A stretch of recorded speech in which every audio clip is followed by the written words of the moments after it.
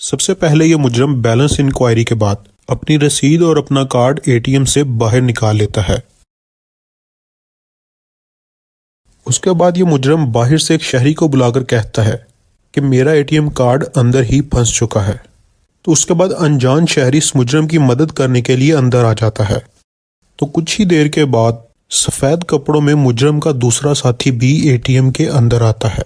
सफ़ेद कपड़ों वाला मुजरम एटीएम के अंदर अपना कार्ड डालकर बैलेंस इंक्वायरी करने के बाद अपनी रसीद और एटीएम कार्ड बाहर निकाल देता है और ये यकीन दिलाता है कि एटीएम तो सही काम कर रही है।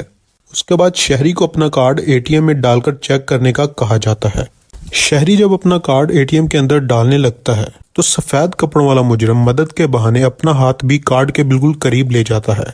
इतनी देर में पहला मुजरम शहरी का ध्यान भटकाने के लिए उसको अपनी रसीद दिखाता है और इसी दौरान उसका सफ़ेद कपड़ों वाला साथी जल्दी से एटीएम से कार्ड वापस निकाल लेता है और शहरी का कार्ड निकालने के बाद एटीएम से बाहर निकल जाता है।